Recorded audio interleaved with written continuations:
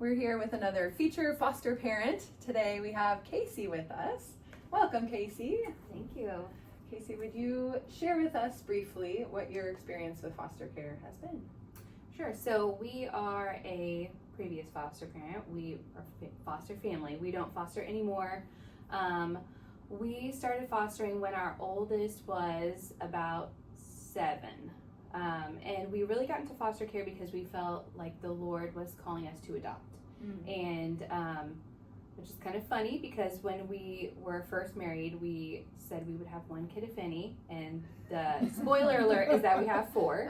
So God's plans are not our plans, they're better. And so when she was about 6, we started feeling called to adopt. And I kind of had a heart pull towards Africa, knowing the poverty and the need there. So we initially pursued international adoption, but God's plans are not our plans. They're better. And when those doors were closed for us, we just sought His will, and He kind of led us into seeking our license for foster care. So we got that when she was about 7. We fostered actively for about 3 years. And we cared for 17 kiddos in that time. A lot of the kids we cared for, it was a lot. A lot of them were respite care, so we would have them for we'd know going into it that they're just going to be here for 2 weeks or for a weekend, things like that. But we did care for a lot of kids. The youngest was 6 days, and the oldest that we cared for in that time was 13. So we learned a lot. We did end up adopting through foster care. Our oldest son is now 10, and he came into our care when he was 18 months old, and we were able to adopt him when he was 5. So yeah, that's a little about our foster care experience. Wow. So with all 17 kids, what was your biggest challenge? There were a lot of challenges. It's a high calling, it's a hard calling, but I think for us, one of the biggest challenges was how it affected our biological child. So there were, I knew that it would be hard in some ways, but sometimes we had kiddos that had behaviors we didn't expect that put her in harm's way, which we, in ways we didn't expect. We always tried for her to be the oldest, and in most cases she was, except for just a couple kiddos we cared for short term who were older.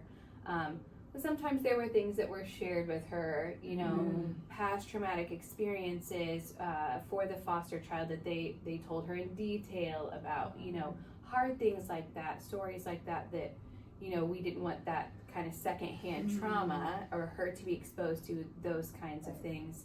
And then also, we did not expect the toll that having that many kids in that short time would take on her as far as attachment is concerned. And so she still exhibits attachment struggles, attachment issues.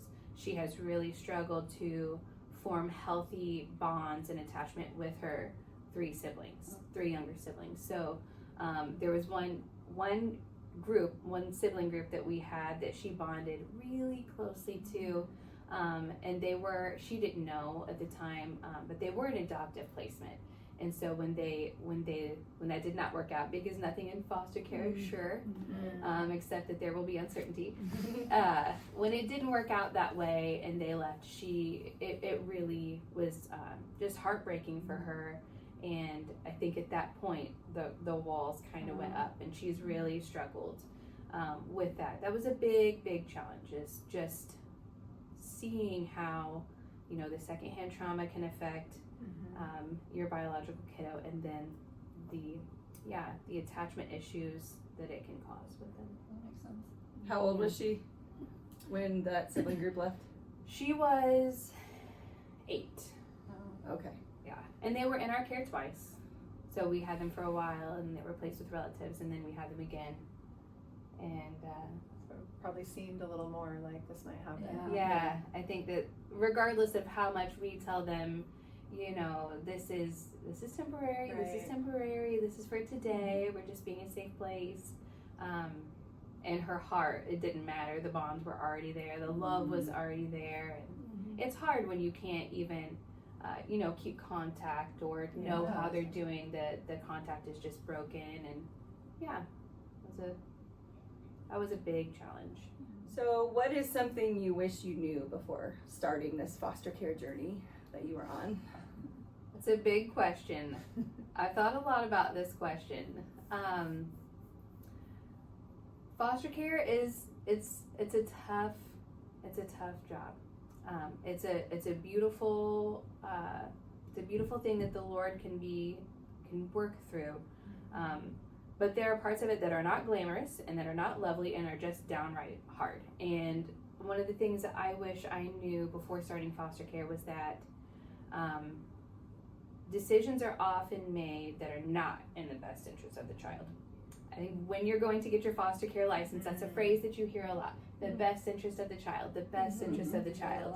You hear it a lot. And so in our experience, oftentimes, not always, but oftentimes we saw decisions that were made that were not in the best interest of the child. And that was angering, upsetting, surprising, shocking sometimes. And sometimes I feel like decisions were made that were more based on like the workload of the agency or finances. For example, if you're a traditional foster parent, there is a stipend, a monthly stipend. If you're a relative foster parent, the state pays a stipend, but it's less. So I think that there's always a focus on relative placements, even if the relative placement, which in some ways is great, right? Because it's familiar, and that's that would be wonderful for the children if it's a safe environment. But we oftentimes saw caseworkers communicating to us, saying like, we know this isn't going to go well, but doing it anyway. And that's what they did anyway. Or sibling groups that are split up in multiple homes.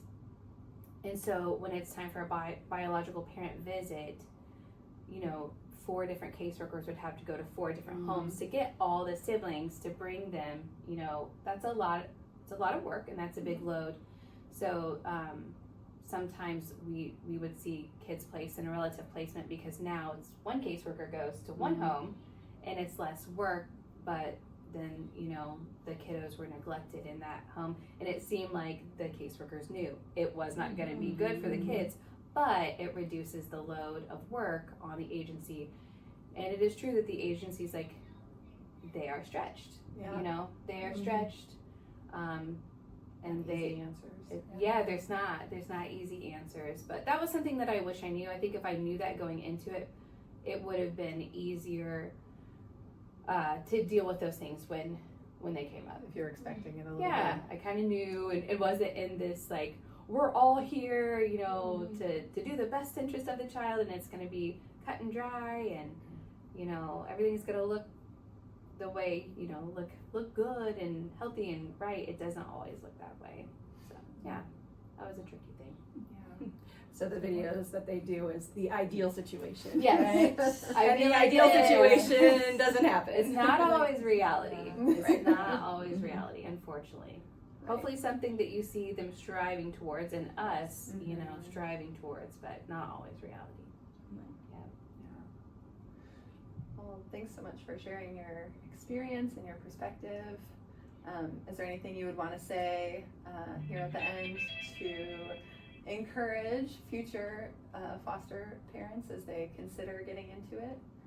Sure. I would say my biggest piece of advice, encouragement, I would say that I had someone tell me once that whatever the Lord has ordained will come to pass. So if the Lord has called you to this, walk in obedience and just walk in trusting Him. But also the advice is likewise, just stay so very close to God, and wait time should not be wasted time. So if you feel like you're waiting, wait with the Lord, wait in trusting Him. Also, like every phone call you get, there's an urgency for an answer. Take the time to pray. And if you are in prayer daily, if you are walking with the Lord and you are hearing his voice and you know his voice, it's easier to feel his answer like in your spirit right away, instead of if there's distance and then you get the call and then you're seeking God in prayer, but your prayer life isn't really great. You're not really feeling like the Lord is answering you. It's harder to make those decisions. I just encourage. I do feel like foster care is a calling. I do feel like it's something not to go into, just lightheartedly. It's children are precious to the Lord, and I also feel like there's a lot of spiritual warfare around foster care. That because children are so precious to the Lord, there's a lot of spiritual activity there. So I would just say my biggest encouragement is to trust the Lord and to stay close to Him. And my biggest advice is just to stay prayed up. Good advice. Very good. Yes. Thanks, Casey. Thanks, Casey. Aw, thank you.